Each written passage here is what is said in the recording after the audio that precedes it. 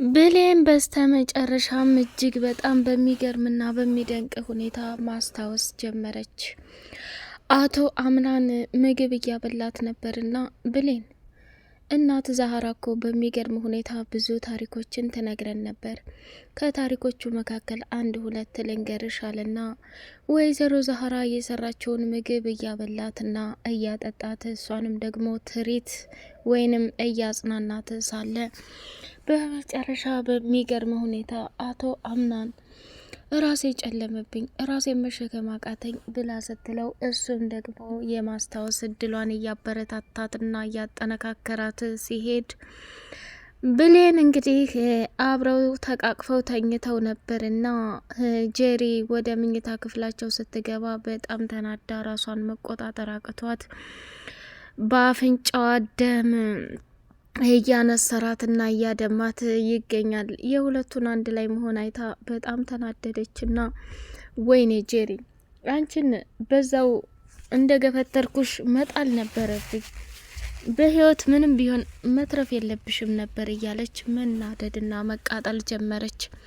ወይዘሮ ዛህራ አቶ አምናን ብሌን አሁን ላይ ሁላችንም ተባብረን ልናድናት ይገባል።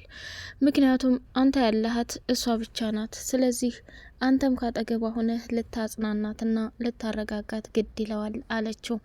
እሱም ደግሞ አይ እናቴ ዛህራ አሁን ላይ እኔ ብሌን ብቻ ምንም የማደርግ ነገር የለም እናቴ እመኝኝ፣ ይህን ሁሉ ጊዜ ግን አብረን ከሆን እንደምናልፈው ተስፋ አለኛልና በተስፋ ነገራት። እሷም ከሚባለው በላይ እጅጉን በጣም ደስተኛ ሆናለች ማለት ነው። እጅግ በጣም በሚገርምና በሚደንቅ ሁኔታ እየተፈጠረና እየሆነ ያለው ነገር በጣም አሳሳቢና ከባድ ነገር ሆኗል ማለት ነው።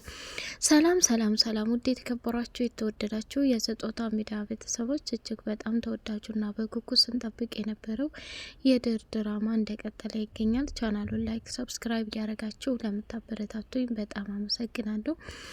በመጨረሻ ብሌን ማስታወስ እየቻለች ትገኛለች። ወይዘሮ ዛህራን በደስታ ብድ ብላ እንግዲህ እያለቃቀሰች ትገኛለች። አቶ አምናንም ብሌን የነበረችበት ሁኔታ እጅግ በጣም ከባድና አደገኛ ስለሆነ በሞት አጣታለሁኝ ብሎ እየፈራ እሷን እንክብካቤውን ቀጥሏል ማለት ነው። መጨረሻ ላይ በጣም ተገረመችና ጄሪ እንግዲህ በንደት እየተቃጠለች መኝታ ክፍሏ ላይ ገብታ እየተብሰለሰለች ትገኛለች። ሲፈን ወደዛ መኝታ ክፍል ገባይና ስሚ ጄሪ፣ አንቺ እዚህ ቤት ብሌን ምንም የማታደርግ ምስኪን ልጅ ናት። እጅሽ እንዳለበት ያስታውቃል። ከፎቅ አፍርጠሽ ጥለሻት ይሄው በሽተኛ ያደረግሻት አንቺ ነሽ አለቻት። እንደውም ተሳስቻለሁ፣ መጨረስ ነበረብኝ። እሷ በህይወት መትረፍ የለባትም ነበር። ቆይ ምንድን ነው እያስመሰልሻለሽ? ይሄ ነገር እውነቱ ቢጋለጥብሽ ጨዋና መልካም ሴት መስለሽ በቤተሰቡ ላይ የምትጫወችው ነገር እውነታው ቢበተንብሽ ምን ያህል እንደምትጎጂ አስበሻል? አለቻት። ምንም አይፈጠርም፣ በማይመለከትሽ ውስጥ አትግቢ። ሲፈን እዚህ ቤት ሁልሽም የመጣሽው ተለቃቅመሽ ነው። የቤቲቱ ንግስትን የመሆኔን አትርሺ። ለቃቅሜ ባስወጣሽ መግቢያና ማረፊያ እንደሌለሽ አስበሻል? አለቻት። ታይ እንጂ እንደዛ እንድትይኝ በፍጹም አልፈልግም። አንቺም ያለሽበት ጊዜያዊ ትዳር እንጂ እውነተኛ ትዳር እንዳይመስልሽ። ይሄ ተንኮልሽና ክፋትሽን ፊት ለፊት እንደማጠፋው እና እንደማጋልጠው እወቂ ብላ አዋርዳ ተወቻት። ከዚህ በመቀጠል እጅግ በጣም በሚገርምና በሚደንቅ ሁኔታ ደግሞ አቶ አምናን እየተፈጠረና እየሆነ ያለውን ነገር መቋቋም ሲያቅተው መጨረሻ ላይ እንግዲህ ከሚባለው በላይ ዋጋና መስዋዕትነት ከፍሎ የነበረው አደገኛና ጥበበኛ ሰው መጨረሻ ላይ ይሄንን ነገር እንደሚያገኝ። ስሚ ጄሪ፣ እኔ ሰሞኑን እንቅልፌን እያጣሁ ነው። ብሌን ላይ እንደዚህ ያደረጋትን ሰው ማን እንደሆነ ባውቀው በመወዳት እናቴም እያለሁ አንጠልጥሌ ነው የምደፋው ብሎ እየፈራች ትገኛለች። ወደ ወይዘሮ ዛህራ ጋር ሄደችና ስሚ ወይዘሮ ዛህራ መኝታ ቤቴ በደንብ እንዲጸዳ ፈልጋለሁ ብላለቻት። እሺ ልጄ ጄሪ ምን ሆነሻል? ብሌን አሁን ላይ ደግሞ መድኃኒት መውሰጃዋ ሰዓት ስለሆነ ምግብ ልሰራላት ግድ ይለኛል ብላለች። እኔ ምን አገባኝ፣ ሁላችሁም እየተነሳችሁ ቢሌን የምትሉን ለምንድን ነው? ቆይ እሷ ልጅ ምን ያክል እናንተ ጋር ተወዳጅነትን ብታገኝ ነው? ተውኝ ራሴን ልኖርበት እያለች እነሱን ማጨናነቅና ማሰቃየት ጀመረች። በመጨረሻም ደግሞ በጣም ተናዳ ስለነበረ ወይዘሮ ጄሪ እጅጉን በጣም እያዘነች እና እየተቃጠለች ምን ማድረግ እንዳለባት ግራ ቢገባትም መጨረሻ ላይ ከምታስበውና ከምትለው በላይ ቅጥል ማለቷን ወይዘሮ ዛህራ አወቀችባትና ቅናት መሆኑ ነው እንዴ እንደዚህ እየሆንሻለሽው ብላ አለቻት። እኔ በማንም አልቀናም፣ ቢገባሽ እውነቱን ለመናገር ዲሌን ለሁላችንም መልካምና ጥሩ ልጅ ናት። አንቺ ግን እየሄድሽበት ያለው መንገድ በጣም ያስጠላል ብላ ወይዘሮ ዛህራም ተናገረች። የብሌን ነገር በጣም እያሳሰባት በተኛችበት እንግዲህ በጣም በሚገርም ሁኔታ በቅዠት ሆና እያየቻት ቢሌን ከፎቅ ወደ መሬት ስትወድቅ ወይዘሮ ዛህራም ደግሞ በድንጋጤ ተነሳችና ወደ ፎቅ ስትወጣ መኝታ ክፍሏ ስትገባ ቢሌን የለችም እና በጣም ደነገጠች። በሩን ስትከፍተው ውጭ ላይ ወንበር ተቀምጣለች። የኔ ልጅ ምን ሆነሽ ነው በዚህ ሰዓት ብቻሽን? አለቻት እናቴ ዛህራ። ቀጥ ብላ ወደ ሲፈን መኝታ ክፍል ሄደችና ወይዘሮ ሲፈን የአቶ አምናንን የእርሻ ቦታ መርዝ ረጭተሽ እንድታደርቂው እፈልጋለሁ አለቻት። ሲፈንም ደነገጠችና ምን ብላ በድግ ቁጭ ማለት ጀመረች። ስሚ ይሄ አንዱ የተንኮል ስራሽ ነው። ምን ያስደነግጥሻል? አንቺ ችሎታ ስላለሽ ብዬ እንጂ ወደ አንቺ የመጣሁት በፍጹም እንደማልመጣብሽና በፍጹም እንደማልጠይቅሽ መረዳት መቻል አለብሽ ብሎ እውነታውን ሲነግራት እጅጉን በጣም ራሷን መቆጣጠር አቅቷት ከሚባለው በላይ በድንጋጤ እየጨለለችና ራሷን መቆጣጠር አቅቷት እንግዲህ ከባድና ያልተጠበቀ ችግር እየተፈጠረ ይገኛል። ሌላውና የሚገርመው ነገር እንግዲህ እያንዳንዱ የተፈጠረውንና የሆነውን ነገር መቆጣጠር ያቃታት ከባድ ነገር ቢሆንም መጨረሻ ላይ እንግዲህ ከሚባለውና ከሚነገረው በላይ መስዋዕትነትና ዋጋ መክፈል ያለባትን ነገር እየከፈለች ትገኛለች። መጨረሻ ላይ ግን ሲፈንም ደግሞ ወይዘሮ ሜርሲን ስሚ የፈለግሽውን ነገር ማድረግ ትችያለሽ ሜርሲ፣ ያንቺ ሁሌ የክፋት ምሰሶ ሁኝ መቀጠልን በፍጹም አልፈልግም። ይሄ ከሆነልሽ ደግሞ የራስሽ ጉዳይ ብላ 4 ነጥብ ደመደመችባት።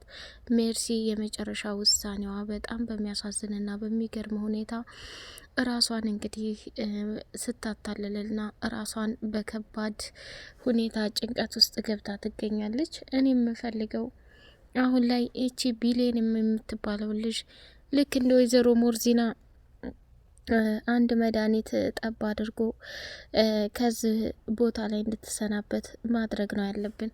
እኛ እኮ ተቸገርን ጎበዝ። እያንዳንዱ በተፈጠረውና በሆነው ላይ ሁል ጊዜ ስቃይን መቀበል ሰልችቶኛል። ስለዚህ ይሄ ነው አማራጩ ብላ እንግዲህ ሜርሲ ስትናገር ሲፈን ሀሳቧን አልተቀበለችም።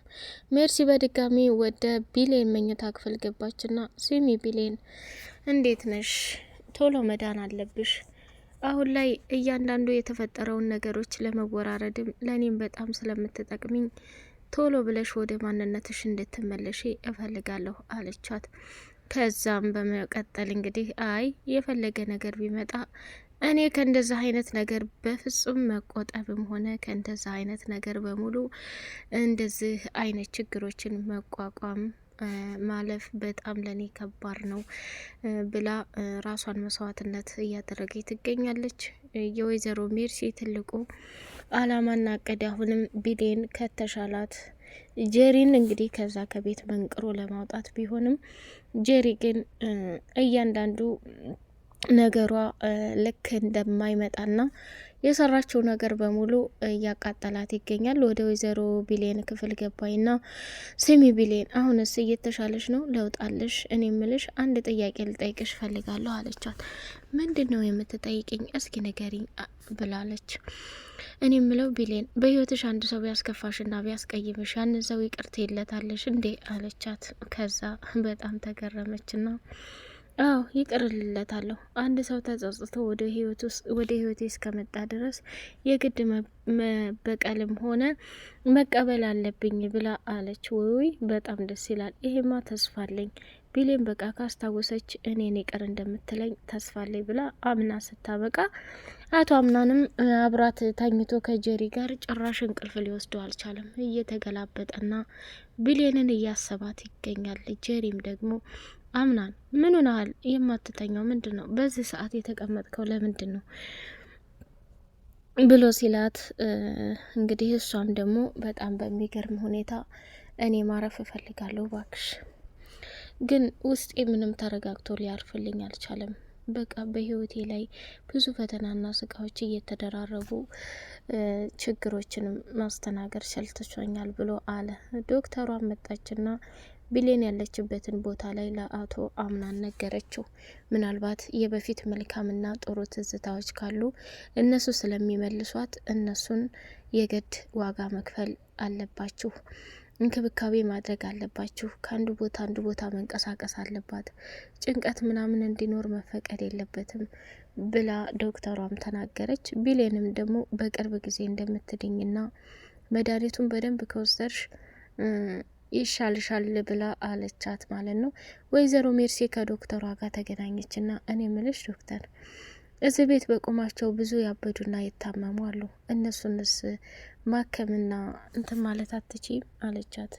ከዛ ዶክተር እንግዲህ የወይዘሮ ሜርሲ ክፋትና ተንኮል ስላልገባት እየተገረመች በጣም የምታስቂና የምትገርሚ ሴት ነሽ ብላ አለቻት።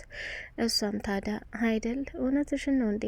ልክ ነው። እሱም አንድ ትልቅ ተስፋና ንብረት ነው።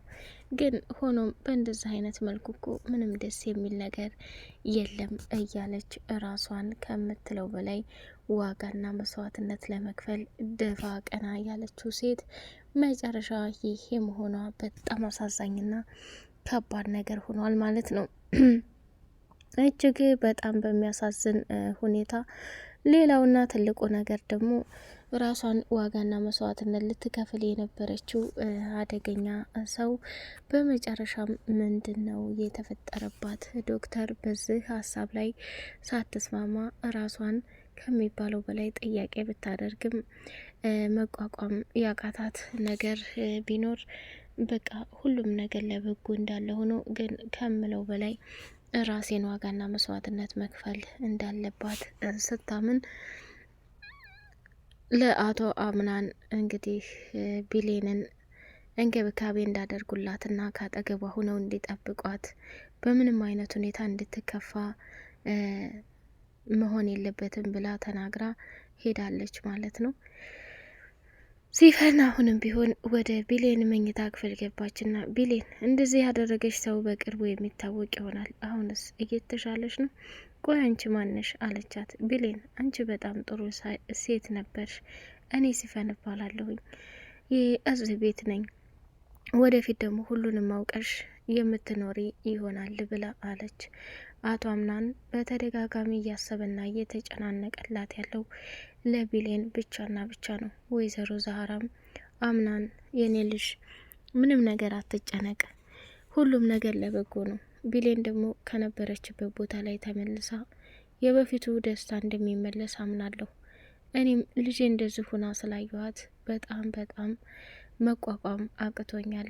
ብቻ እስኪ ሁሉም ለበጎ ነው እየተባባሉ እርስ በርሳቸው መጸናናት ጀመሩ ማለት ነው። ወይዘሮ ዛህራ እጅጉን በጣም በጭንቀት አቶ አምናን በለቅሶ ጀሪ በድጋሚ በቅናት እያበደችና እየጨለለች ትገኛለች። ሲፈን እንግዲህ በጣም በሚገርም ሁኔታ ከባድ ችግሮችን ይዛ የምትመጣ ሆናለች። አቶ አምናንም ደወለና ደፍኔ የምትባል ከዚህ ቤት ሰራተኛ ሆና የምትኖር አሁን ደግሞ ሴት ልጅ እንደነበረች ያቺ ማናት አጣርታ ንገረኝ ብሎ ደውሏል። በቀጣይ ፓርት እስከምንገናኝ ላይክ፣ ሰብስክራይብ አድርጉ። ሰላም አለይኩም ወራህመቱላሂ ወበረካቱ።